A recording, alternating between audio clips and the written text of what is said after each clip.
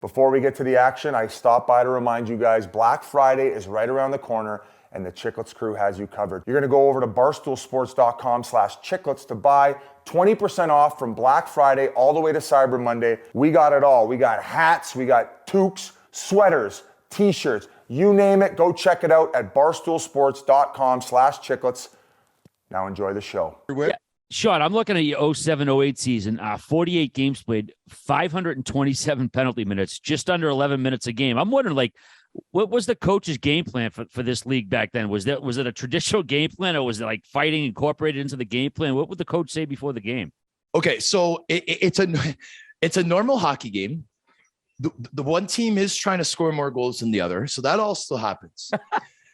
But what the fighting is, and I should have mentioned this before, what the fighting is in that league, it's called le show.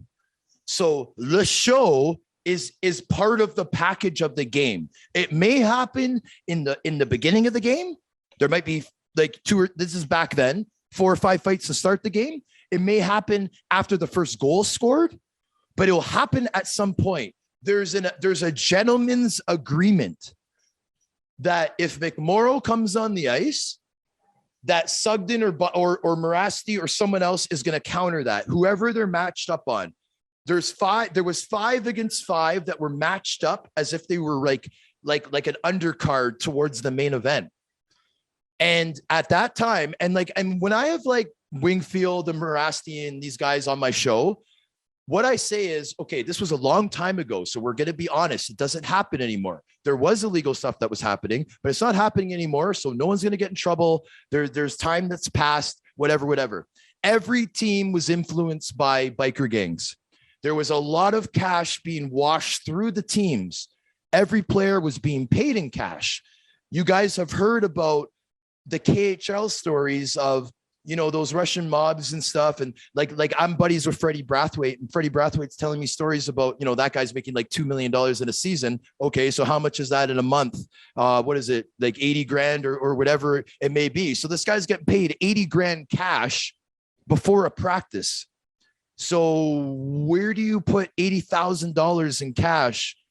Do you put it in your car? Do you put it in your stall and hope no one goes in your pockets during practice? What do? They give it to you right before practice. Freddie Brathwaite would put it in his pads, man. He stick it right in his pads, man. He have it in his pads. And then when that practice was done, he was going straight to whatever facility that could hold that money. LNAH on a lesser scale, right? We got paid every Tuesday. That's how they would ensure we'd come to practice. We only had 1 practice a week, and we had 2 games every weekend. They wanted us to stay like to keep ourselves in shape. But everyone has a second job.